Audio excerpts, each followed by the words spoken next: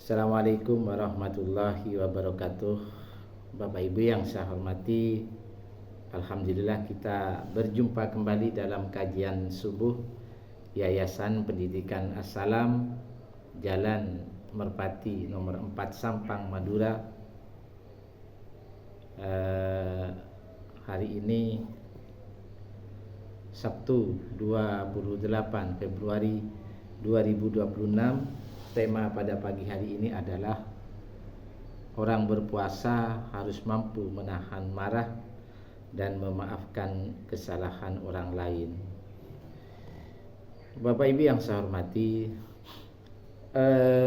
berpuasa itu memang titik tolaknya kepada menahan lapar dan haus. Tetapi sebenarnya orang berpuasa itu adalah kerja jiwa. Bagaimana agar puasa kita itu diterima oleh Allah Subhanahu wa taala. Jadi jiwa yang selalu mengendalikan semuanya. Walaupun sebenarnya kita berangkatnya dari hal yang fisik. Jadi ketika seseorang berpuasa, maka orang itu dilarang berkata-kata kotor, dilarang memfitnah orang lain, dilarang berdebat, dilarang menyakiti orang lain, ya. Itu semuanya kan bermuara kepada jiwa kita, supaya jiwa itu bisa dijaga kesuciannya. Jiwa kita itu selalu berkomunikasi dengan Allah Subhanahu wa taala. Maka disitulah sebenarnya hakikat kita berpuasa. Jangan berpuasa kita ghibah, jangan berpuasa kita marah kepada orang lain. Jangan berpuasa lalu kita itu sulit memaafkan kesalahan orang lain.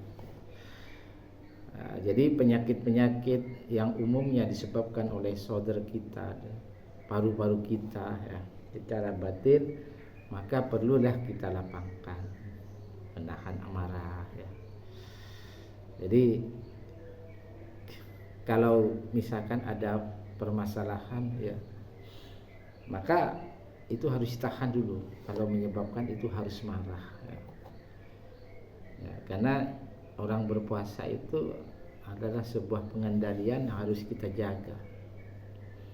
Dan kalau misalkan ada orang lain yang berbuat salah kepada diri kita, maka secara spontan, walaupun orang lain itu tidak meminta maaf, ya kita maafkan saja.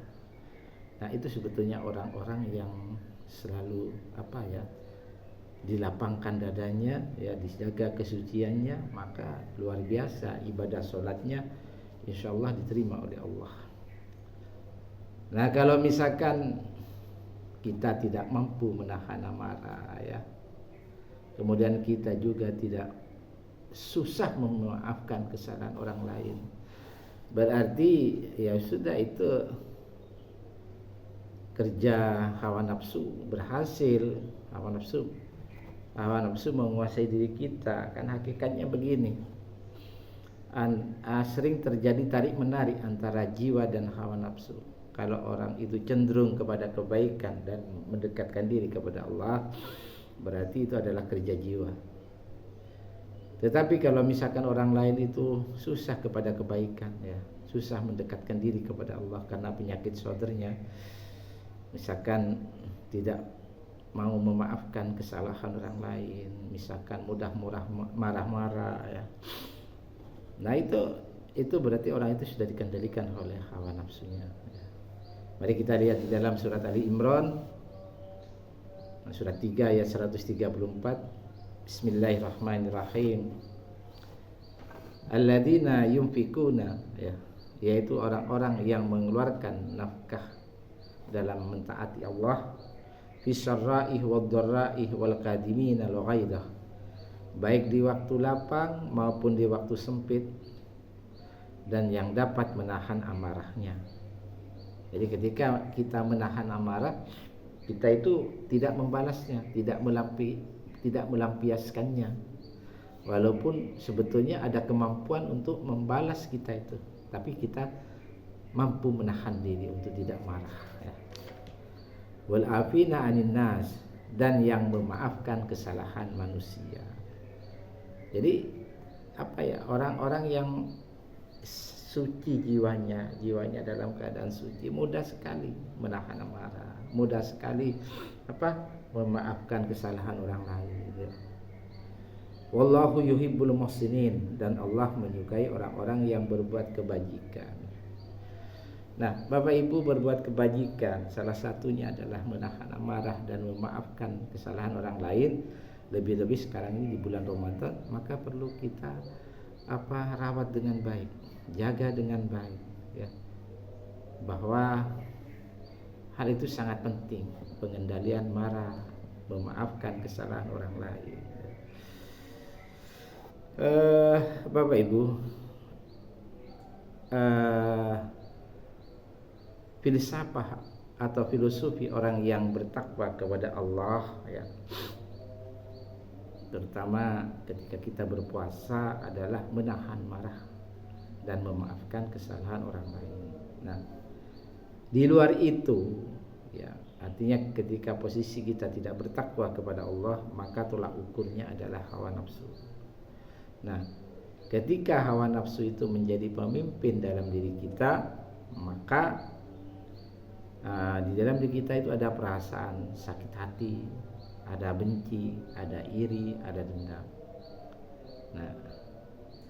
Nah, kalau di dalam saudara kita ada perasaan seperti tadi, maka yang perlu diperbaiki atau direnovasi itu adalah sebetulnya keimanan kita kepada Allah. Nah, jiwanya harus didekatkan kepada Allah ya, jiwanya harus didekatkan kepada Al-Quran. Nah, ini yang harus jadi makanya ada sebuah hadis Nabi yang menyatakan ya, bahwa yang banyak memasukkan manusia ke dalam neraka itu jadi ada orang yang bertanya kepada Nabi, ya Rasulullah, apa yang paling banyak memasukkan orang itu ke dalam neraka? Maka Rasulullah menjawab adalah mulut dan kemaluan. Ini yang perlu menjadi renungan bersama. Bapak Ibu yang saya hormati, ada juga sebuah hadis yang menarik, yaitu riwayat Muslim. Ada istilahnya di akhirat itu nanti orang bangkrut berat ya, dari umat Nabi Muhammad ya. Yaitu siapa? Orang yang dibangkitkan di hari kemudian orang itu membanggakan ibadahnya yang banyak ya. Ia membawa pahala sholat ya, yang begitu besar, pahala puasa, pahala zakat, sedekah, amal dan sebagainya. Tetapi kemudian ada juga yang menyertai orang itu. Ada yang menyertai di balik orang itu. Siapa?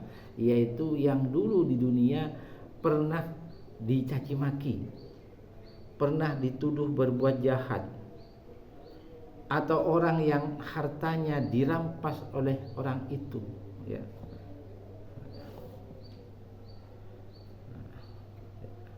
Jadi orang yang orang itu didolimi ya, atau orang itu pernah disakiti ya, atau orang itu pernah dianiaya. Akibatnya apa? Orang yang tadi membanggakan amal-amalannya, setelah didatangi oleh orang-orang yang disakiti, didolimi, dirampas hartanya dan sebagainya, itu menuntut kepada Allah. Lalu apa yang terjadi? Jadi akhirnya apa? Kan yang tidak ada yang datang tidak satu orang, banyak. Akhirnya pahala sholat diberikan, pahala puasa diberikan, pahala sedekah diberikan, pahala zakat diberikan kepada orang yang berbuat zalim, atau pahala-pahala yang lain yang pernah kita perbuat di dunia. Akhirnya apa yang terjadi? Akhirnya pahala kita itu menjadi habis, bahkan minus ya. Karena dulu pernah kita itu berbuat aniaya dan zalim kepada orang lain. Nah, sehingga apa yang terjadi? Karena kita itu habis amal kita gara-gara menyakiti orang lain, gara-gara merampas hak orang lain, gara-gara dulu kita itu memaki orang lain, ya, atau perbuatan-perbuatan buruk orang lain yang pernah kita berikan kepada orang lain, yang menyebabkan kita amalan kita menjadi habis, lalu kita dilemparkan oleh Allah ke dalam neraka. Auzubillahi min dzalik. Nah, ini jadi pentingnya kita mengevaluasi diri, lebih-lebih sekarang di bulan Ramadan. Mari kita menahan amarah kita. Mari kita itu memaafkan kesalahan orang lain, ya. Mudah-mudahan ini menjadi renungan bersama. Terima kasih. Wassalamualaikum warahmatullahi wabarakatuh.